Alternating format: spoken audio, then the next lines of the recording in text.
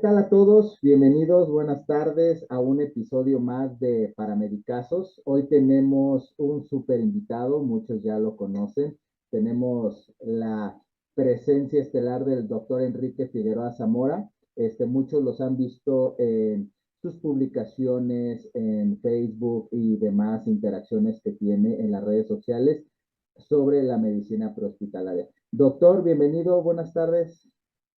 Hola, buenas tardes. Muchas gracias por la invitación. La verdad es que para mí es un honor poder estar en los diferentes foros en donde se tratan temas de medicina prehospitalaria, que pues es una de mis pasiones y que es uno de los ejercicios profesionales que tengo la fortuna de poder practicar.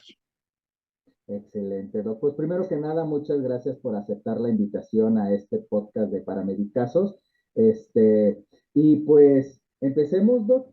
Tenemos a una serie de preguntas que le queremos hacer y muchas cosas que nos gusta interactuar con los diferentes médicos y paramédicos que les apasiona la medicina prehospitalaria. Y la pregunta inicial, Doc, ¿por qué le gusta la medicina prehospitalaria? ¿Por qué decidió ser paramédico? ¿Qué es lo que le llama la atención y lo que le sigue intrigando, Doc?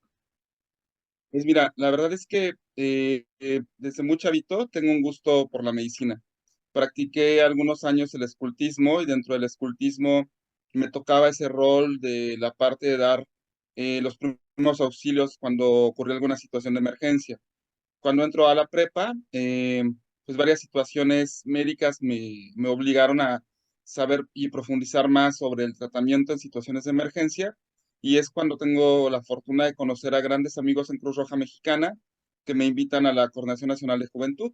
En la Coordinación Nacional de Juventud, pues ahí tuve interacción con cursos de primeros auxilios más avanzados, y posterior a esto, pues tengo la invitación para participar en servicios especiales, y poco a poco me fui introduciendo más al medio prehospitalario. Después hice mi curso de paramédico y justamente ahí nace ya mi gusto definitivo por la medicina de urgencias. Conocí a un urgenciólogo, esto ya tiene como hace 23 años, 24 años, y me acuerdo perfecto cuando lo vi, escuché, yo no sabía que existía esa especialidad, o sea, ¿qué urgenciólogos? ¿Qué es eso, no?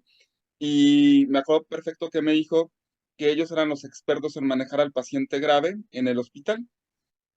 Entonces, pues fui practicando poco a poco más la medicina prehospitalaria, hice mi curso, hice las guardias, y conforme fui creciendo en el medio, pues me fui dando cuenta que la medicina prehospitalaria es un campo completamente distinto en muchos sentidos a la medicina de urgencias. Entonces, esta pregunta que tú me haces ahorita me la han hecho muchos compañeros urgenciólogos, ¿no? De, oye, ¿por qué tú las ambulancias? ¿Qué tienen las ambulancias que te hacen estar tan clavado en ese rollo, ¿no?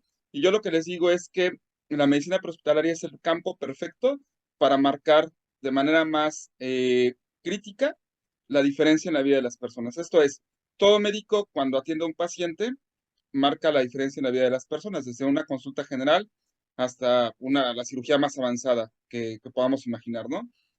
Y en la parte prehospitalaria, pues tiene la virtud de ser la medicina de campo. ¿Qué quiere decir esto? Pues que justamente nosotros tenemos que adaptarnos a las situaciones que guarda el entorno, y con base en esas situaciones que guarda el entorno, convertir nuestra ambulancia en un cubículo de choque para poder brindar la mejor atención al paciente y acortar el tiempo desde donde el paciente sufre una situación de emergencia hasta que recibe la primera atención. Entonces, pues el cubículo de choque también es algo apasionante, pero tiene la diferencia que pues en el campo tienes que con menos recursos, con menos personal, de una forma más rápida, en situaciones a lo mejor un poquito más complicadas, de resolver la situación que tiene el paciente. Entonces, para mí vivir esas dos áreas, el área prehospitalaria en el campo y el área hospitalaria en el cubículo de choque, pues son las dos cosas que me llenan y me apasionan de mi práctica profesional. Excelente, Doc, ¿no? Y por ahí podemos ya entender cómo usted ya irradia esa pasión por la medicina prehospitalaria, por la urgencia, ¿no? Qué padre, Doc. Y eso nos lleva a la segunda pregunta, Doc. En su experiencia y en el tiempo que usted lleva en el medio como paramédico y desarrollándose en la medicina de urgencias, ¿cómo ha sido para usted esa transición en ver la medicina prehospitalaria que usted se formó y que usted ejecutó desde hace ya algunos años atrás, más de 23 años, a lo que hoy vive, a lo que hoy tiene? Y lo hemos visto en las fotos que usted ha subido, Doc. no era la medicina que hacíamos antes. ¿Cómo ve usted esa transición? ¿Cómo ve ahora el nivel al que tiene que estar el paramédico en comparación con lo que estaba antes? O sea, esas personas que muy bien formadas en esos años atrás y hoy se encuentran en esta era, pues todavía ejerciendo.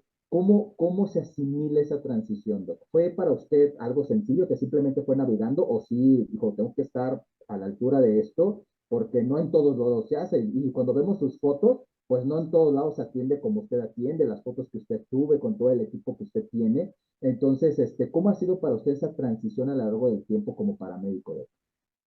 Fíjate que lo platicaba con uno de los mejores paramédicos que tengo el gusto de conocer y con el que he tenido oportunidad de trabajar en Life, es el gerente de operaciones. Eh, Él en algún momento también es de mi época, ¿no? Es de esa época de los 2000 que iniciamos como paramédicos, ¿no? Entonces él decía, yo cuando trabajo en Life, siento que estoy haciendo realidad todos los sueños que tuve cuando era paramédico y trato de que todo el equipo que tengan los paramédicos ahorita sea todo lo que yo soñé tener cuando iniciaba mi práctica profesional, ¿no? Y yo coincido mucho en eso con él. En Cruz Roja Mexicana, en los primeros años que me formé, pues estábamos limitados de medicamentos, de equipo. Con trabajos teníamos un monitor, a veces dos, monitores viejitos, ¿no? Y bueno, la transición académica, yo tuve mucha fortuna porque mi transición académica fue de la mano de mi transición hacia ir conociendo cada vez más equipos en el gremio hospitalario. Cuando estaba en el tercer año de mi especialidad, pedí una rotación específica en un servicio de urgencias prehospitalario que tuviera recursos. Entonces ahí tuve mi primer contacto con un servicio prehospitalario de alta tecnología que fue en el SUMA de Puebla. Entonces, en el SUMA de Puebla, pues hice mi primera secuencia de intubación rápida en la calle, solito, porque habíamos hecho algunas en Cruz Roja, pero pues era completamente diferente el hacerlo con todo el equipo, hacerlo con algunos recursos limitados, con monitores un poquito viejitos. Y pues me fui adaptando poco a poco porque se me fue presentando el crecimiento en conocimientos y el crecimiento en el equipo que tenía a mi disposición para poderlo ocupar. Ahorita lo que me cuesta trabajo es regresar a un entorno en donde no cuentas con esos recursos, ¿no? Hace algunos meses tuve la oportunidad de trabajar en el Hospital Comunitario de Isla Mujeres y pues ahí hacemos una medicina pues muy limitada de recursos porque no contamos con medicamentos, con equipos, ni siquiera pues de lo que tenemos en las ambulancias de primera atención para poder brindar un tratamiento a un paciente que tiene una situación de emergencia. Hablamos desde la analgesia, ¿no? O sea, no tenemos opioides, por ejemplo.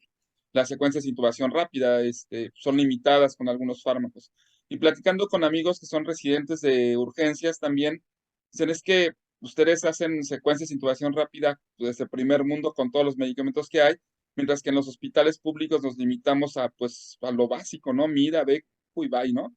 A veces ni siquiera hay opioides, tramadol como analgesia, entonces pues eso hace complicado el poder hacer un ejercicio adecuado. Entonces, mi transición pues fue gradual, yo siempre me he considerado una persona muy bendecida en muchos sentidos y justamente también en esa parte, no tuve que tener como un movimiento abrupto de adaptación. Lo que sí te puedo decir es que cuando llegué a un gremio hospitalario en donde se contaba con todo, pues sí fue pues ahora sí ya no se vale decir como en los exámenes, ¿no? Que a veces decía, ¿simulo qué hago? No, pues aquí ya no hay simulación, ¿no? Aquí hay el ventilador en la ambulancia, aquí hay el equipo suficiente para tratarlo, pues te tienes que aventar a hacer lo que haces en el hospital. Y bueno, afortunadamente ese crecimiento fue muy gradual y me puedo adaptar fácilmente.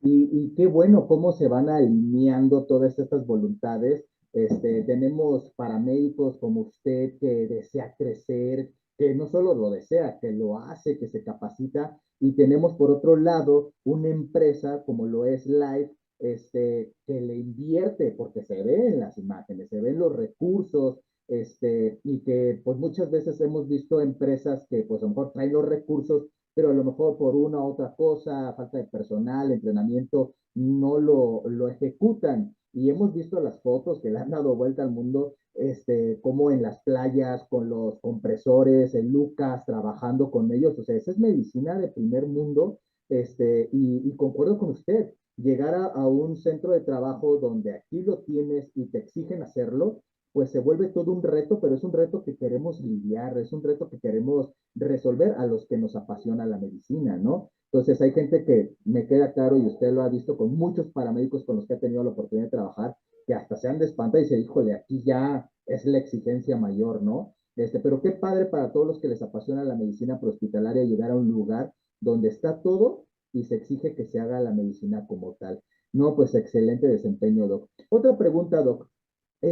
Hablando de como paramédico apasionado por la medicina de urgencias, usted pasa ahora a la transición como médico. Se convierte primero en médico. Doc, ahí como doctor, ¿cómo cambia su perspectiva hacia el paramédico?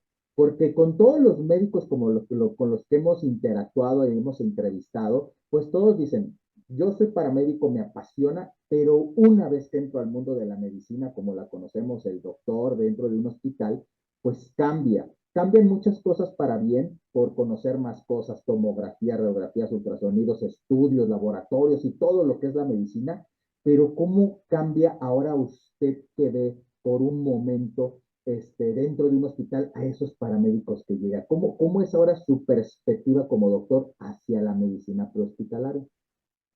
Pues mira, hay paramédicos altamente comprometidos e interesados en hacer una atención de primer mundo, pero también tenemos paramédicos que desafortunadamente no tienen ese mismo compromiso y esas ganas de estudiar. Entonces tenemos de todo, tenemos desde el paramédico que busca darle el mayor soporte vital avanzado al paciente y entregar a un paciente perfectamente, perdón, manejado en las mejores condiciones posibles, y paramédicos que pues piensan que el ser paramédico es llegar, cargar al paciente y llevarlo al hospital sin hacerle absolutamente nada. Hace unos meses tuve la desfortuna de recibir un paciente neurocrítico que se trasladó de un hospital público al hospital donde tengo la fortuna de trabajar. Este un paciente que intubaron en el hospital público y por falta de recursos del hospital público deciden llevarlo al hospital privado, y pues la ambulancia lo llevó con una bolsa la mascarilla sin oxígeno suplementario, sin ningún tipo de monitorización cardíaca, o sea, realmente un traslado, hablaríamos como de 1980, 1990, ¿no? Con una BBM colapsada, no, caótico, ¿no? Entonces, si el paciente tenía alguna posibilidad de sobrevida, pues ahí con ese tipo de traslado, pues se terminó esa posibilidad, ¿no? Y justamente algo que yo les digo mucho y que me enseñó una gran amiga, y es una frase que tengo súper grabada siempre, es piensa que la persona que estás tratando puede ser tu persona favorita y que es la persona favorita de alguien, ¿no? Entonces, esta frase a mí se me queda súper grabada, y cada vez que atiendo a un paciente digo, es que pudiera ser mi mamá, pudiera ser mi papá, pudiera ser mi abuelito, mi abuelita, mi hermana, mi novia, mi esposa, etcétera, ¿no? Entonces, recordar esa parte es muy importante, y entonces hay paramédicos, pues desafortunadamente no tienen esa visión. Por otro lado, hay muchos que están altamente comprometidos y altamente capacitados en el manejo de pacientes graves, incluso que hacen traslados de pacientes críticos sin el apoyo, pues en muchas ocasiones del soporte médico, ¿no? Que sin perspectiva, pues no es lo adecuado porque todavía no estamos, yo espero que en algún momento sí, que el terreno prehospitalario sea exclusivamente de los paramédicos y que los médicos se dediquen a las áreas que les corresponde, que es el hospital o la consulta, y los que son médicos, paramédicos, pues bueno, hacen ese match perfecto de poder ejercer la medicina prehospitalaria y a lo mejor tener un poquito más de control en la regulación, pero siempre he pensado que el paramédico tiene que ser el que sea el experto en la medicina aguda en la calle, ¿no? Y en los traslados de terapia.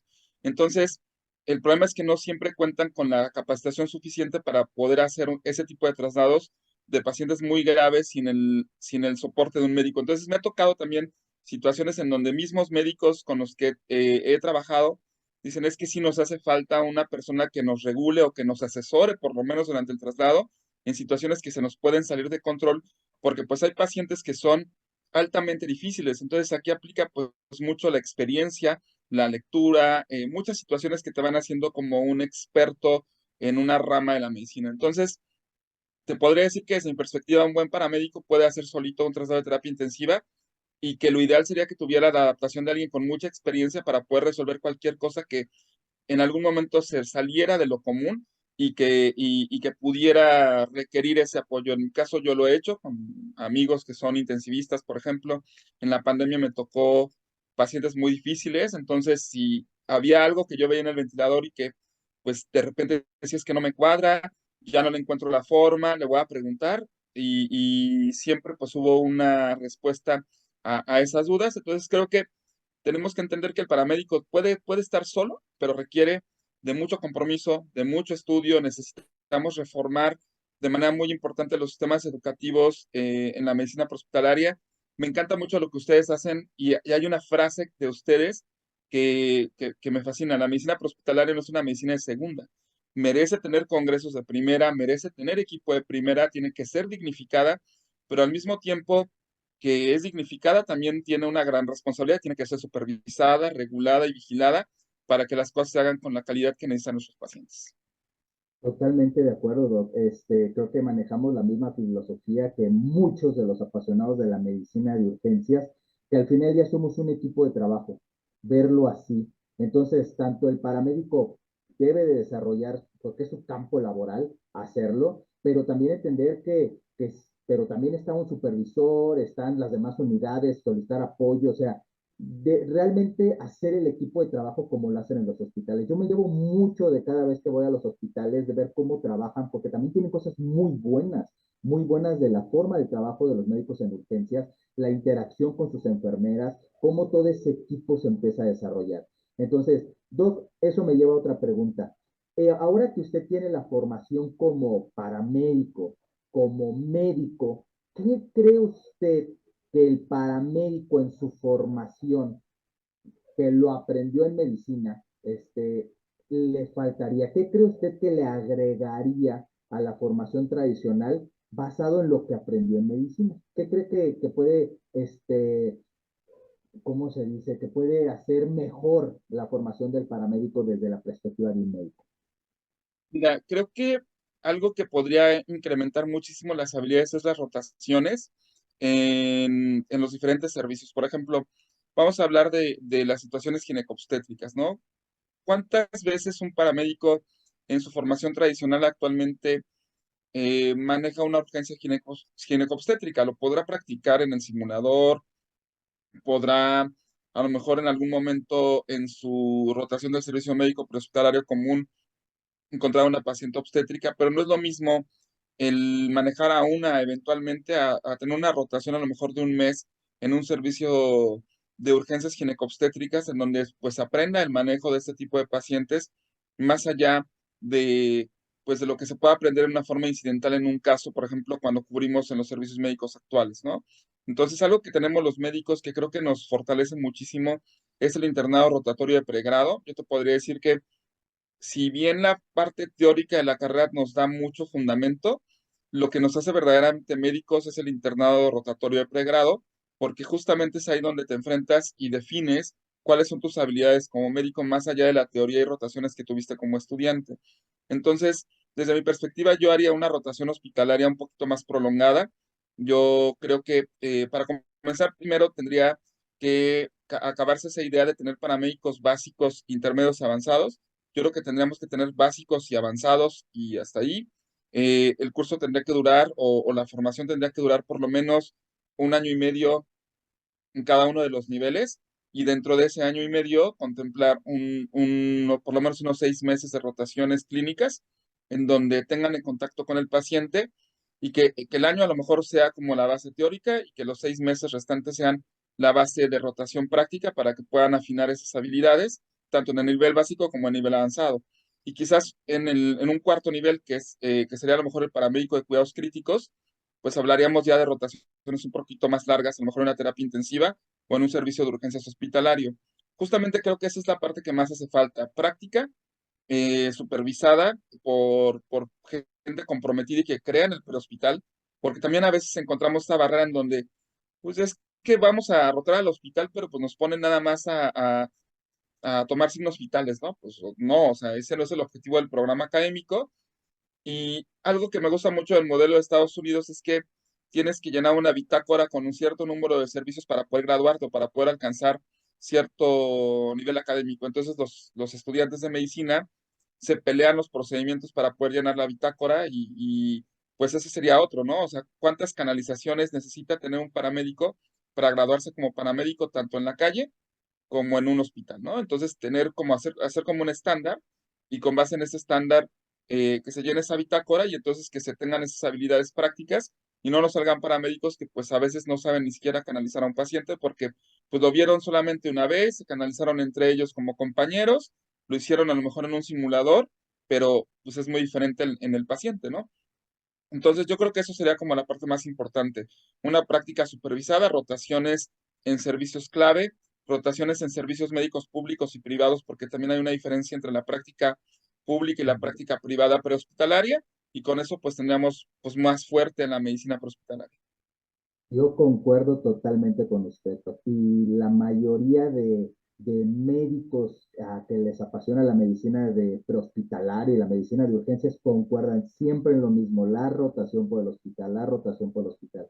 Porque tiene todo de cierto, o sea, a mí me tocó, tuve la oportunidad de rotar en el Hospital General de Celaya, Guanajuato, cuando era el básico, rotábamos por urgencias, y estaría padre como lo hace en medicina y otras carreras, donde se da, pues obviamente, el que viene a practicar, ¿sale? El que viene a ver, porque yo lo veía mucho acá en el Hospital General de Querétaro, iban muchas empresas y escuelas a llevar sus alumnos y los recibían, pero siempre los veía en curaciones, siempre los veía en curaciones, curaciones. Y yo les comentaba a los muchachos, no, no, no, no hay que estar suturando borrachos. Ahí vete a choque, vete a choque, vete a practicar eso, ¿no? Vete a choque, rota con las enfermeras, tantos tips y consejos que te dan. Entonces, todo eso, ¿no? Cómo le ponen la sonda, o sea, aunque tú no la hagas o no la lleguemos a hacer como un estándar común, colocar una sonda, pero ves, aprendes consejos, cómo interactúan con los pacientes, empezar a tener ese tacto, empezar a lidiar con muchos pacientes, porque te toca canalizar al obeso, al flaquito, al que no se puede parar, al que está, etcétera. Entonces, yo concuerdo totalmente con usted de una rotación en el hospital sería muy favorable. Doc, otra pregunta. Ya hablamos de lo que es la formación. Ahora, este, ahora usted como médico regulador, porque ya no solo se hizo paramédico, ya no solo se hizo médico, ahora médico regulador. ¿Cómo ha sido para usted esta función o cómo se ve a través de sus ojos el médico regulador? ¿Cómo debería de ser? ¿Qué expectativas debería de tener para todos ellos médicos? Porque cada vez vemos más sistemas, tanto estatales como privados, el sector privado, que ya tienen médicos tanto regulando las llamadas o incluso arriba de las ambulancias. Es más común dando el soporte a las ambulancias. Yo tengo una perspectiva de los urgenciólogos, más bien de los médicos reguladores. Yo tenía mucho miedo a hacer los procedimientos en un inicio, porque te contratan y no te dicen qué esperan de ti en el trabajo y órale, ya entraste.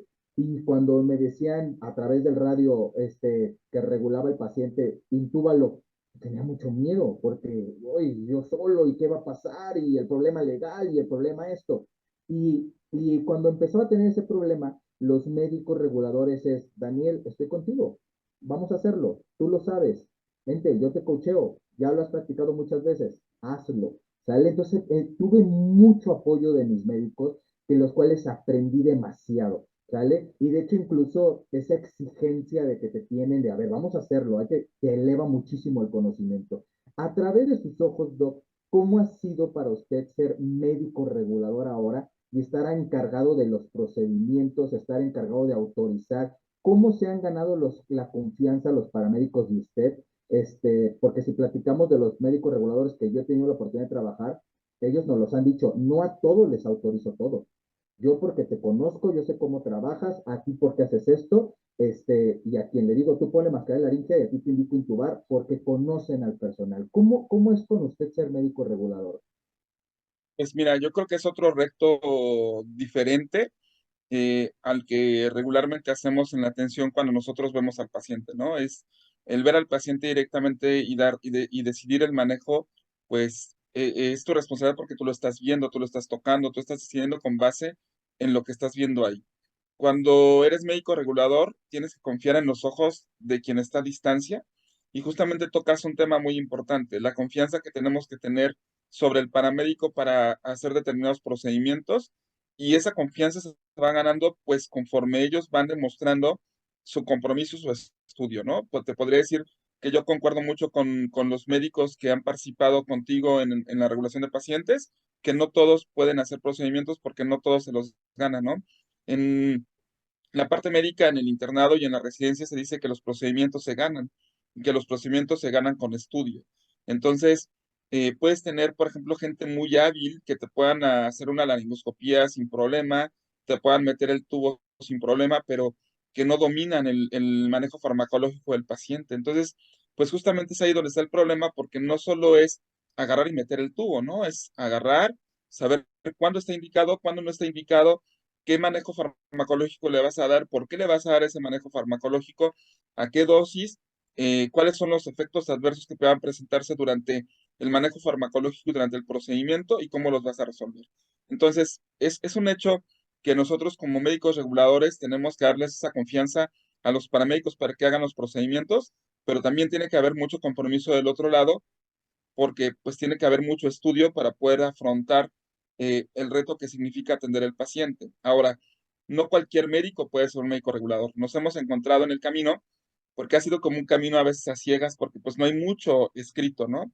Y te podría decir que me ha tocado trabajar con médicos que desafortunadamente pues no tienen la capacidad para ser médicos reguladores porque no son médicos que salen del promedio. Y quiero decir que el médico que participa en la regulación de pacientes en un sistema prehospitalario tiene que ser un médico que sale del promedio y que tiene que ser un médico tendiente a la excelencia académica, porque si es un médico del promedio no va a poder resolver las dudas ni va a poder manejar a los pacientes que se manejan en el prehospital.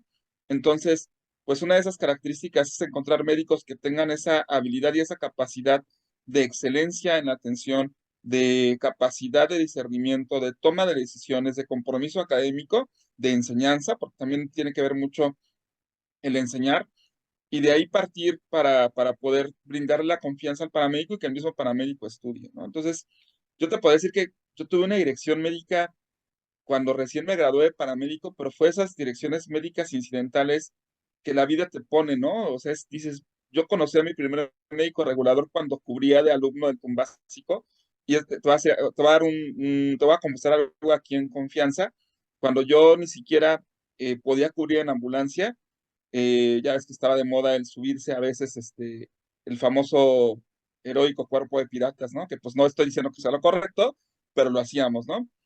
Ahí yo conocí a mi primer médico regulador, que ha sido una de las personas que más me ha formado, el doctor Salvador, es una de las personas que me han marcado más como paramédico y como médico. Entonces, él me daba dirección médica de forma presencial. Entonces, muchas de las cosas que yo aprendí a hacer y aprendí a guiar fue porque yo imitaba mucho a Chava en la forma en la que me reguló a mí y me enseñó. Entonces, el modelo pues se fue replicando. Creo que nosotros como médicos reguladores, si replicamos ese modelo con otros médicos, se va a extender esta red y entonces vamos a lograr marcar una gran diferencia en la formación de los paramédicos y en la guía de los servicios médicos prehospitalarios. Porque yo lo veo mucho en el norteamericano. El norteamericano maneja mucho el protocolo local escrito por la institución. El médico ya te dejó, como si dejara la nota, ¿no? Tienes un paciente así, pues le vas a hacer esto. Cuando lleguemos a este paso o a este del flujograma, a este módulo donde ya le hiciste todo y el paciente no mejora o se complicó, ya te comunicas conmigo. En el caso mexicano es más de en línea, directo, en tiempo real, doctor, está pasando esto, etcétera. Y usted cree que para podernos entender como médico regulador y paramédico con fin de dar la mejor atención posible, el médico debe tener una formación prehospitalaria o que se vaya empapando durante el trabajo. Yo creo que lo ideal es que sea paramédico. Definitivamente el tener formación como paramédico te da otra perspectiva, pero he tenido la fortuna de tener los dos ámbitos de trabajo con médicos que primero fueron paramédicos y con médicos que fueron después paramédicos. Y te puedo decir que ambos modelos funcionan siempre y cuando haya un compromiso real sobre el manejo del prehospital y que haya pasión por la atención de los pacientes. tengo la fortuna, de hecho es una de sus exalumnas, la doctora Luz. Este, ella primero fue médico y luego se hizo paramédico, y te puedo decir que es un excelente médico regulador y que tiene una pasión por el hospital que pocos médicos tienen. Y por otro lado, he tenido a otros compañeros, que primero fueron paramédicos y luego médicos, y de hecho que es también mi caso, y pues compartimos justamente eso. Entonces, aquí aplicaría el tema o la teoría que dice que el orden de los factores no altera el producto, ¿no? Al final del día, si primero te haces paramédico y luego médico, o si eres médico y luego paramédico, no hace la diferencia siempre y cuando tengas formación prehospitalaria. Esto es, tú no puedes agarrar a un médico de consultorio o no puedes agarrar a un neurocirujano, por más experto que sea en neuro, a regular un modelo prehospitalario porque pues no lo conoce, ¿no? Tiene que cumplir con un adiestramiento, aunque sea una eminencia, tiene que cumplir con un adiestramiento para que conozca el prehospital y con base en eso pues pueda tomar las decisiones correctas y dar los tratamientos adecuados a los pacientes. Totalmente, Doc. Yo creo lo mismo que usted.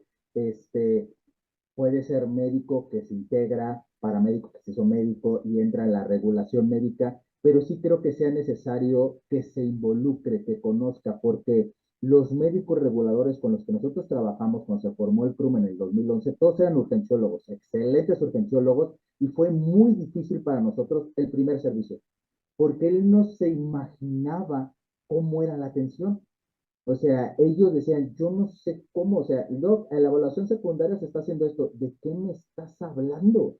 Entonces empezamos a platicar con ellos, leyeron manuales y dijeron, no, ya me estoy empapando hasta hacer lo que hoy es, tener esa fluidez, trabajar y que ellos mismos lo ven, ya se cuidan en la escena, todo lo que pasa, porque estamos en un ambiente pues volátil en la calle, ¿no? Pero para mí, que todas las instituciones, tanto que yo sé que es por ley a través de COFEPRIS que hay un director médico, un responsable, pero hablando del médico regulador, que tú le hables y puedas respaldar la toma de decisiones y el tratamiento, creo que es algo que va a ayudar muchísimo al paciente, porque tú también estás bajo estrés, lo acabas de sacar de un coche, etcétera, y pues el doc está pues más tranquilo en su despacho, etcétera, para poder despacharlo.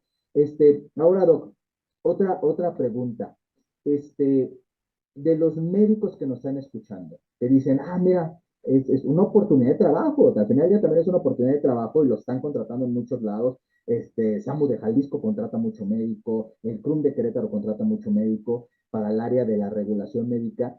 ¿Qué consejo usted le daría a aquellos médicos que les llama la atención y desearían ser médicos reguladores? ¿A qué se van a enfrentar y cuál sería como su mejor consejo para ese puesto de trabajo? Pues mira, lo primero que les aconsejaría es que tengan formación prehospitalaria de la mejor forma, ¿no? O sea, ya sea tomando cursos, ya sea idealmente tomando un programa de formación como paramédico para que tengan las dos profesiones. Yo siempre he pensado que cada profesión merece su respeto y su jerarquía y su lugar. Entonces, el que seas médico no te hace paramédico. Tengo compañeros, por ejemplo, que son médicos generales y que hacen y que tomaron el TUM básico y ya por eso creen que por ser médicos generales y TUM básicos son TUMs avanzados. Creo que es muy distinto. Tienes que respetar la profesión que estás estudiando, y son ramas distintas y son ramas que tienes que estudiar y darle su lugar. Entonces, el primer consejo que le daría es: respeta la medicina prehospitalaria, estúdiala, domínala y comprométete con ella, y entiende que hay diferencias con la práctica médica de la medicina general o de la medicina de especialidad que tú practiques, incluyendo la medicina de urgencias. El segundo consejo que les daría es: actualízate de forma constante, porque la medicina pues va avanzando a pasos agigantados. Si no te actualizas, pues al final del día te termina comiendo pues la actualización y terminas haciendo cosas que pues ya no están indicadas. Y el tercer punto que les diría es que tiene que haber un alto compromiso con la capacitación, con la enseñanza, eh, que gran parte de lo que se tiene que hacer en el gremio prehospitalario en la calle, pues tiene que ver mucho con lo que tú le puedas enseñar al paramédico. Entonces, comprométete con la enseñanza, busca desarrollar habilidades en el campo, cubre en ambulancia. No te puedes hacer médico regulador si no has pisado una ambulancia, o sea, eso no te haces médico regulador solo aprendiéndote el manual y ya, o sea, si tú no pisas una ambulancia y no te enfrentas a lo que es una ambulancia, nunca vas a entender lo que ocurre en escena, nunca vas a entender lo que ocurre, por ejemplo, con un familiar estresado, nunca vas a entender lo que es canalizar el movimiento, lo que es hacer una secuencia de intubación rápida en movimiento, entender que tú tienes que regular y darle confianza a tu operador para que no acelere, porque justamente, pues el que está manejando yo creo que tiene una de las mayores responsabilidades en la atención en el manejo de un paciente, porque al final del día él sabe que está a cargo tanto del paciente como del personal que está teniendo atrás, y él lleva el estrés de manejar, más el estrés de que no está viendo cómo está el paciente y que pues lo vio grave y no sabe cuál está haciendo la evolución. Entonces tú le tienes que brindar la confianza de tranquilo, lo estamos manejando, no te estreses, no tienes por qué manejar rápido, maneja a una velocidad constante porque aquí le estamos haciendo lo necesario y somos un equipo de trabajo, entonces todo va a salir bien conforme todos hagamos lo que nos corresponde hacer, ¿no? Entonces, el médico regulador tiene que entender eso, tiene que hacer a un lado el ego, porque también el peor enemigo de todo el gremio sanitario es el ego, con enfermeros, médicos, paramédicos, en todos lados pasa hacer a un lado el ego y entender que somos un equipo de trabajo y que tú como médico no estás por arriba del paramédico en un sentido profesional, que a lo mejor tienes una mayor responsabilidad porque eres el médico regulador, es cierto, pero eso no te hace superior en ningún sentido, sino te hace el que tiene mayor responsabilidad y entonces entender que ese rol es el que te corresponde y el paramédico también tiene que entender que el médico regulador al tener tanta responsabilidad y poner en juego su cédula profesional, como es actualmente el sistema mexicano, pues también tiene mucha presión y que tiene que haber un compromiso de ambas partes para hacerlo mejor para el paciente. Totalmente, Doc, totalmente. Que el médico regulador entienda que él tiene una responsabilidad, pero el paramédico también tiene una. Tú también eres tan responsable del paciente porque estás ahí, estás interactuando ahí, estás haciendo todo ahí. Algo que pasaba mucho acá en el CRUM, Doc, es que también no nos enseñaban a interactuar con el médico regulador. Lo fuimos desarrollando con el paso del tiempo, pero tampoco hubo un manual de cómo interactuar con él. Y había mucha confusión y por ese lado había molestia del lado del médico regulador, porque el paramédico se encontraba con un paciente grave, y esperaba que el médico le dijera qué hacer. Y tuvimos una reunión y el médico regulador era, a ver, tú sabes qué tienes que hacer, tú estudiaste, hazlo y yo te respaldo. A ver, doc, tenemos un paciente así que se le está haciendo esto, no mejora, se complica, y el doctor, ok, vamos a fortalecer ahora, vamos a subirle de nivel. No solo esperar que el doctor te diga qué hacer, no, es un equipo de trabajo, o sea, también no le cargues la mano al doctor esperando, a ver, doc, usted dígame qué todo, no, ¿cómo? Espérate, a ver, tú qué dosis, tú lo estás viendo, dime también el escenario, píntamelo lo más que se pueda. Yo creo que son excelentes consejos, doc, porque sí hay muchos médicos que desean trabajar en los sistemas de urgencias, o que incluso trabajan y estos tips les ayudan muchísimo. Ahora, si nos vamos del otro lado, Doc, ¿cuáles serían sus exigencias como médico regulador hacia los paramédicos? ¿Qué usted necesita que se le dé de información? ¿Cómo desea usted que se comporte el paramédico cuando está en una regulación médica, hablando de un paciente crítico? Mira, lo primero que yo les diría es que sean ordenados y sistemáticos en su evaluación. Lo tenemos en todos los cursos que se pueden tomar. Hace algunos días me encontraba una publicación con respecto al uso de la naloxona y el flumazenil y decían es que requiere ABCDE o XABCDE o CAB, dependiendo cuál sea el caso en todos los pacientes. Entonces, yo les diría exactamente lo mismo. El punto es que sean sistemáticos en su evaluación y que transmitan la información de forma adecuada. Tocaste un punto muy importante. No esperes a que yo te diga qué hacer cuando tú ya sabes qué hacer. Mi función es regularte y resolverte dudas que tú pudieras tener en un paciente específico, pero yo no tengo por qué indicarte que le pongas una cánula orofaringia o que le pongas una mascarilla laringia o que le pongas oxígeno suplementario o que le pongas un acceso intravenoso, porque eso pues ya es tu función que aprendiste durante tu formación académica y que justamente platicando con este amigo que te digo, que es el gerente de operaciones, tocábamos ese tema, o sea, evitar la medicodependencia, porque a veces pareciera que, oiga, le pongo sábana térmica, o sea, si tú crees que amerita sábana térmica, ponle sábana térmica, ¿no? Entonces, nosotros estamos aquí para regular primero el tema farmacológico, que es un tema escabroso porque desafortunadamente todavía en la legislación mexicana, pues no existe una norma sobre la prescripción por parte del personal prehospitalario. Entonces, actualmente toda prescripción farmacológica tiene que ser supervisada y autorizada por un médico, porque así lo dice la ley. Esperemos que en algún momento cambie y haya mayor libertad de prescripción en urgencias para el personal prehospitalario. Esa es una. Y la otra es, si tú ya sabes que el paciente tiene dolor y que requiere manejo de ese dolor, pues no me digas, no te esperes a que yo te diga qué medicamento utilizar. Sugiéreme tú el tratamiento. Oiga, doctor, tengo un paciente con dolor 8 de 10 y tiene alergia a los AINES. Sugiero el manejo con tramadol, por ejemplo, ¿no? Entonces, tienes que ser más sugerente y no esperar a tener una dependencia de lo que te diga el médico. La regulación médica está hecha para resolver dudas, para guiar, para manejar cosas que se salgan de la normalidad, pero la parte que tú ya tienes en tu formación académica no va a ser sustituida por un médico regulador.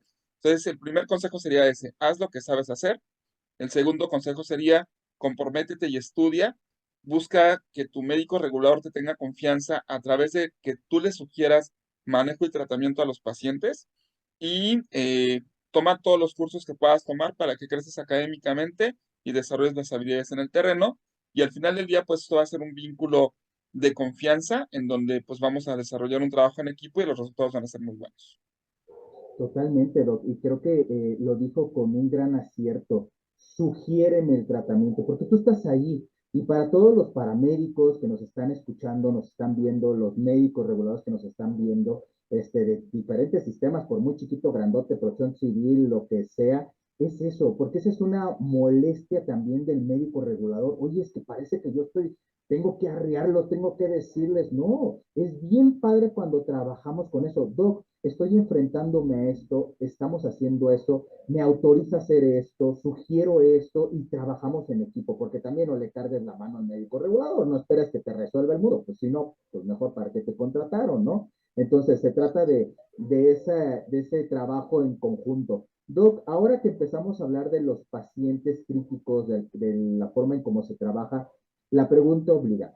¿Usted considera que sí se pueden llevar los cuidados críticos a la calle? Los cuidados críticos que se puedan hacer en un paciente crítico, o sea, ese paciente grave que sin una intervención adecuada simplemente moriría en los primeros minutos en el hospital.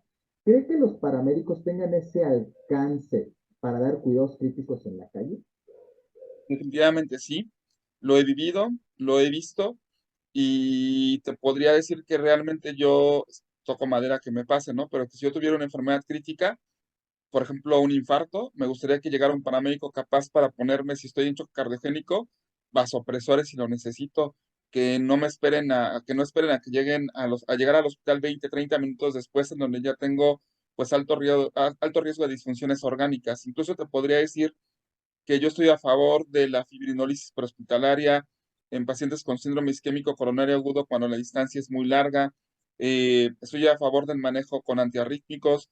Estoy a favor de todo el manejo de paciente crítico por parte del personal prehospitalario, pero tenemos que encontrar un punto de equilibrio. Hay pacientes que se benefician más por un traslado rápido. ¿Qué quiere decir esto? Que sí, hace muchísimos años se hablaba del Dot and Go contra el Stay and Play en el manejo del paciente y pareciera que sigue siendo un debate hasta la fecha, porque se sigue debatiendo si nos quedamos a atender en el lugar o si movemos al paciente de forma temprana para llegar a un hospital. Yo les diría que evaluemos el tipo de paciente. Sabemos claramente que el paciente que requiere hemoderivados, pues va a ser un paciente que se tiene que trasladar lo antes posible porque son pocos sistemas los que cuentan con hemoderivados en sus unidades. Y al final, aunque cuentes con hemoderivados, lo que va a resolver el problema del paciente va a ser una cirugía de control de daños. Entonces, no traslades de forma tardía a un paciente que pues requiere un manejo como paciente con hemoderivados o con cirugía de control de daños, ¿no? Lo mismo aplicaría para los pacientes que requieren cateterismo cardíaco. Si el hospital al que vas a trasladar cuenta con sala de cateterismo, retrasa lo menos posible el traslado del paciente. Eso no significa que lo subas como bulto y que no le tomes un electro, ¿no?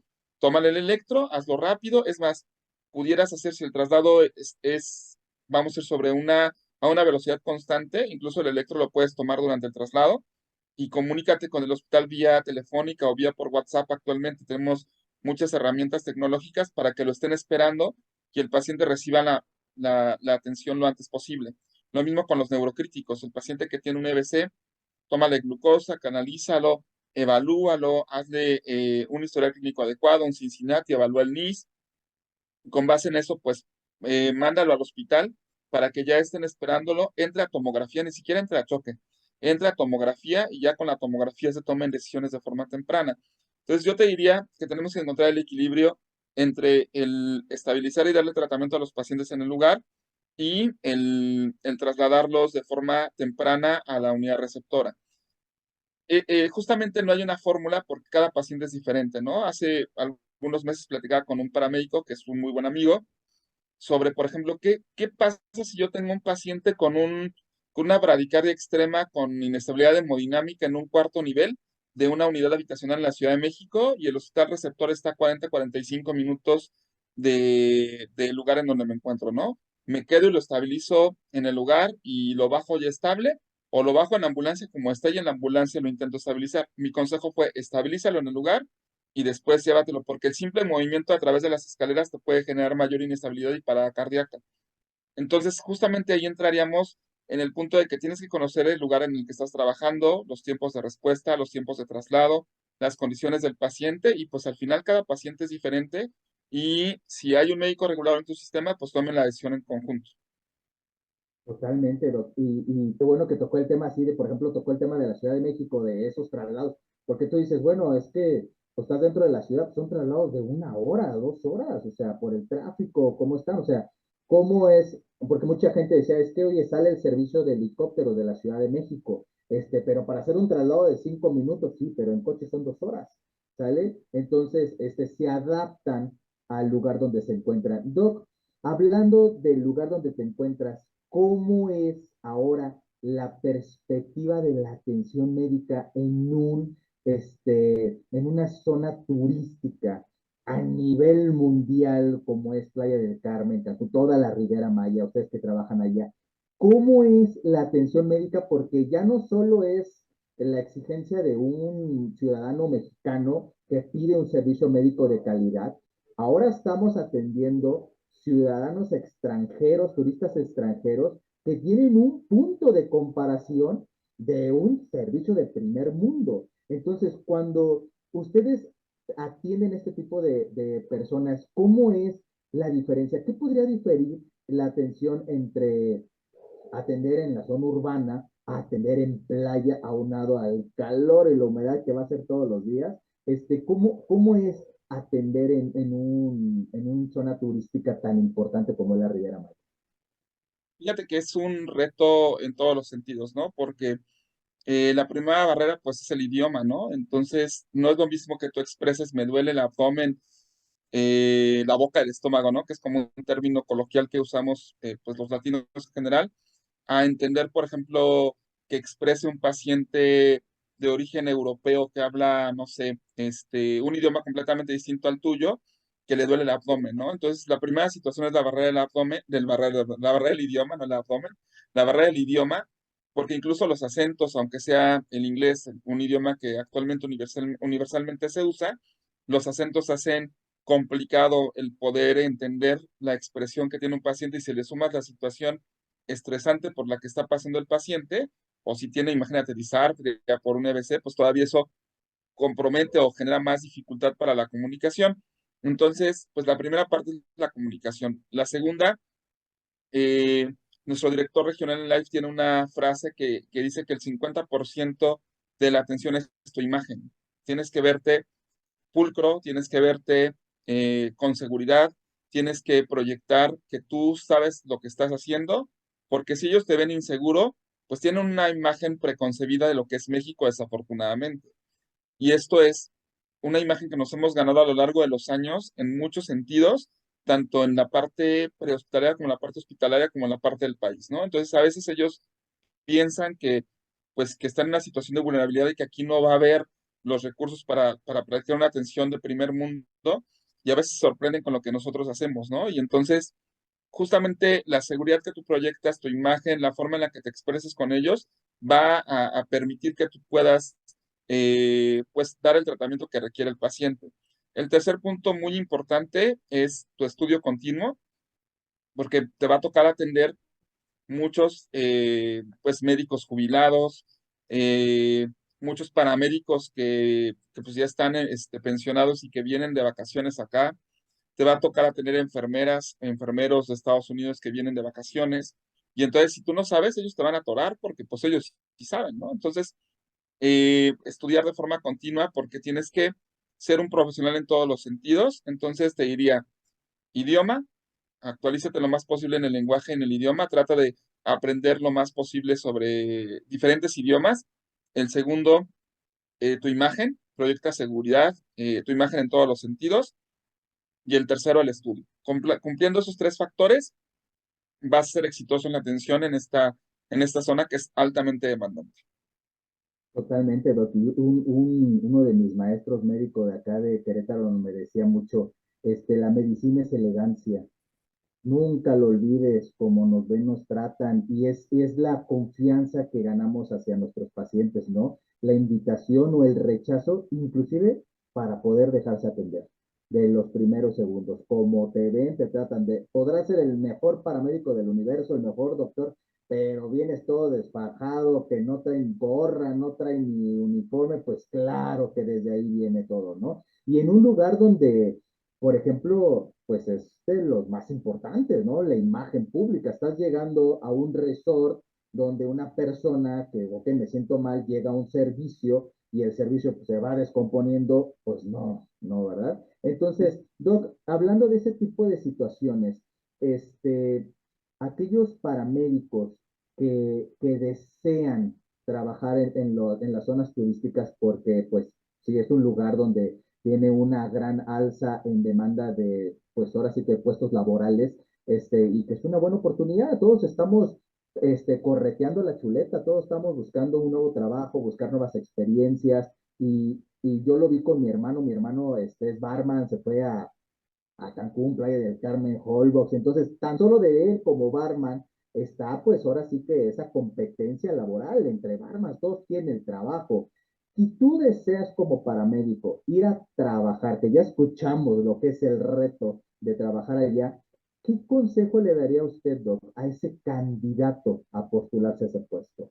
¿Qué aptitudes, aparte de las que ya mencionó, debería tener en cuestión al reto laboral?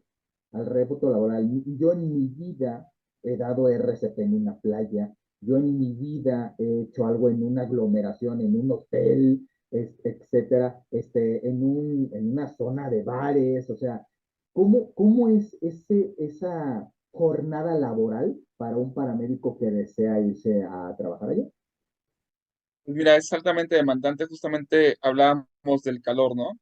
Y justo el calor, el sudor, la arena, eh, aunque los tiempos de traslado son muy rápidos aquí porque pues no son las distancias grandes, por ejemplo, que hay en Ciudad de México, salvo que muevas un paciente de playa a Cancún o de Cancún a playa, este, pues esa parte del calor pues es uno de los principales retos, entonces creo que como en cualquier profesión te tienes que adaptar.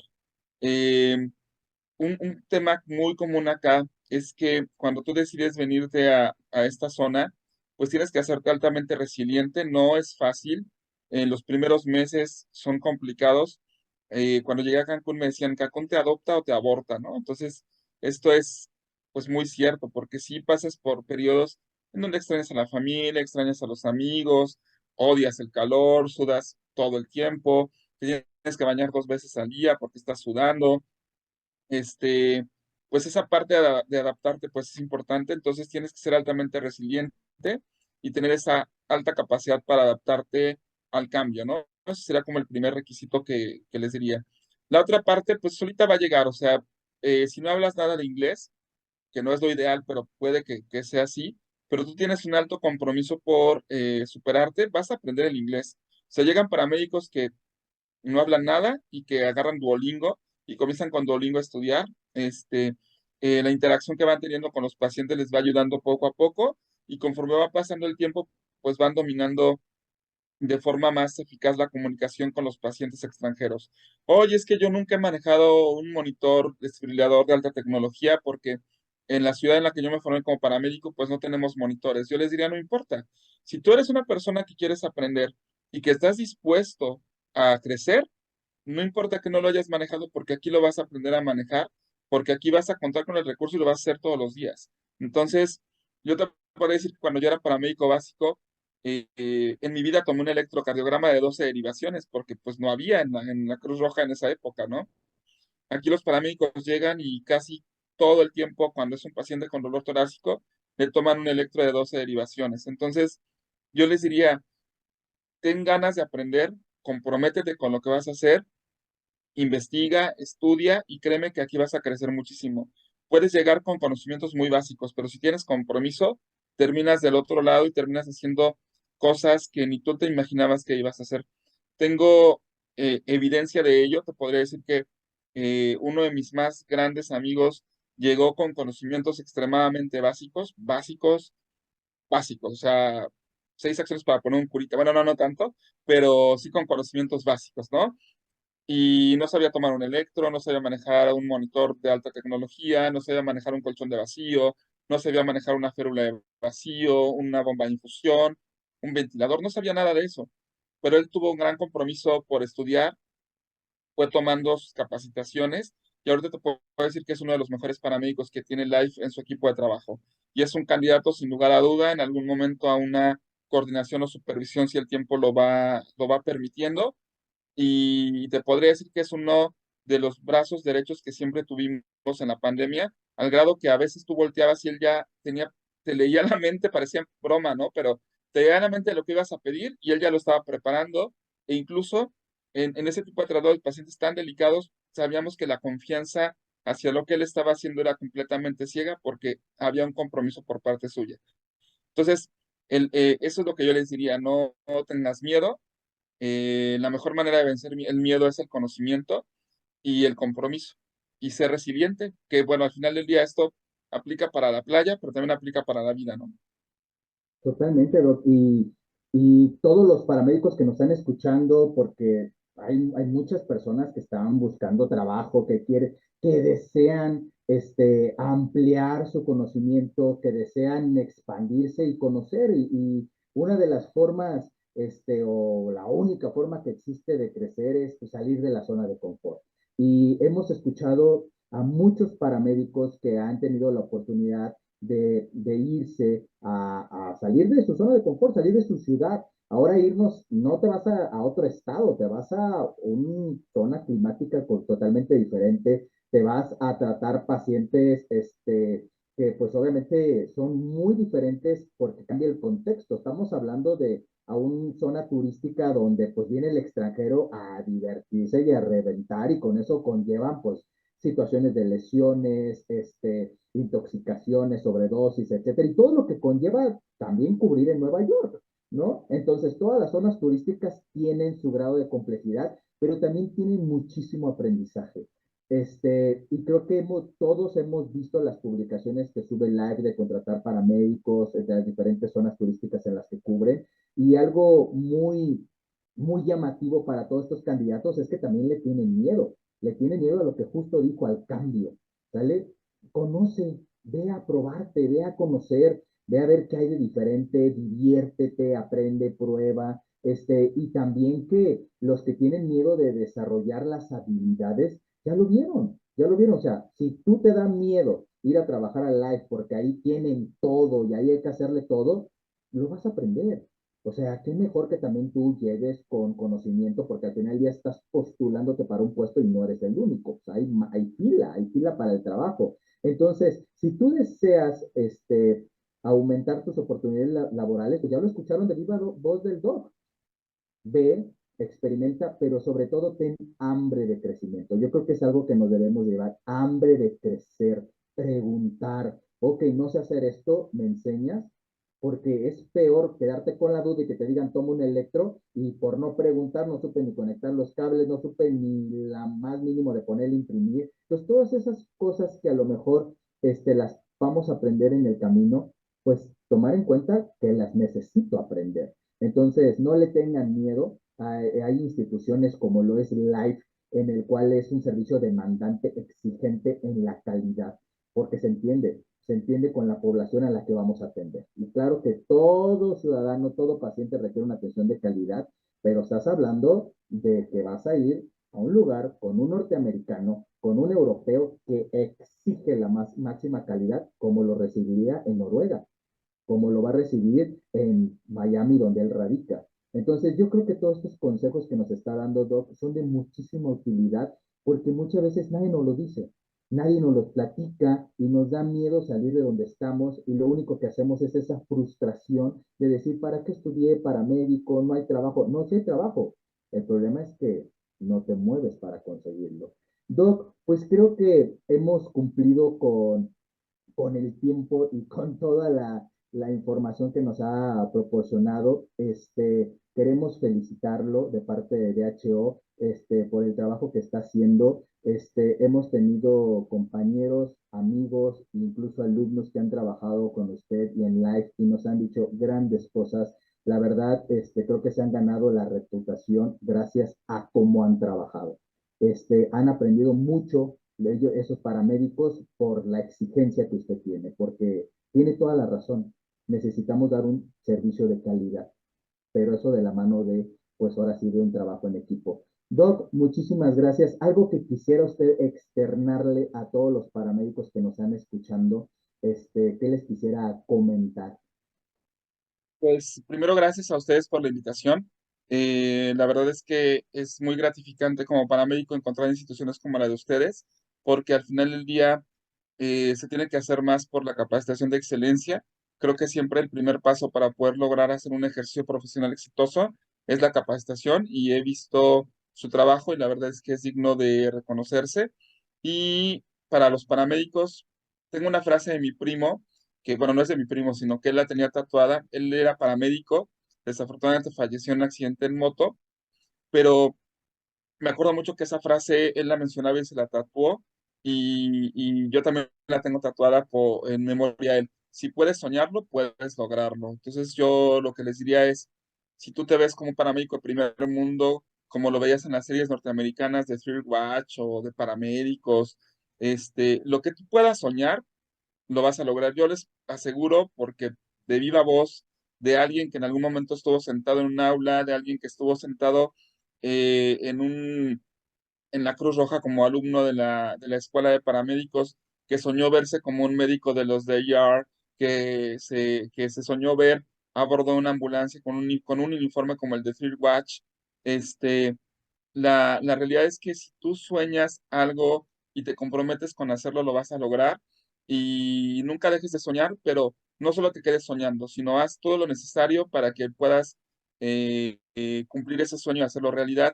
Y creo que todos los que amamos el prehospital tenemos un compromiso importante de asociarnos para lograr que nuestra medicina prehospitalaria sea reconocida, sea estandarizada y se logren los cambios legislativos para que podamos ejercer de mejor manera la profesión y pues creo que podemos ir haciendo equipo todos los que tenemos un interés en fortalecerla.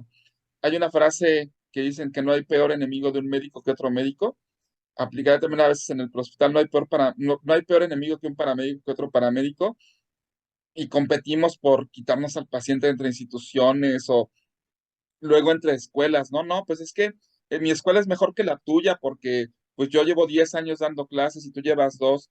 Al final del día no importa, el sol sale para todos y a lo mejor las formas de aprendizaje son distintas en cada uno, o a lo mejor soy tan ambicioso que tomo todos los cursos, ¿no? Y los comparo porque algo bueno me ha de dejar cada uno. Entonces, no estamos compitiendo entre nosotros porque el sol sale para todos. Y lo digo para todas las empresas que participan en el gremio turístico y fuera del gremio turístico. La oportunidad de trabajo hay para todos, no estamos compitiendo entre nosotros. Más bien, apoyémonos unos a otros para que la atención sea la mejor y para que nosotros como personal recibamos la mejor retribución por nuestro trabajo. No pudimos cerrar mejor este capítulo que con esas palabras. Yo creo que es el sentir de todos. Aquí estamos todos para sumar, todos para crecer. Y pues si es verdad que amamos la medicina prehospitalaria como lo decimos, pues que sean nuestras acciones lo que realmente haga y remarque el cambio hacia el progreso, porque lo único que queremos es una medicina prehospitalaria digna que conlleva una gran responsabilidad por el lado del paramédico. Doctor, pues muchas gracias por su tiempo y por sus palabras. Fue un gran podcast. A todos los que nos están viendo, denle like, compartan, y pues ya lo escucharon. Todo se puede cumplir, todo se puede hacer, solo hay que hacerlo de manera adecuada. Muchísimas gracias y nos estamos viendo en el siguiente episodio.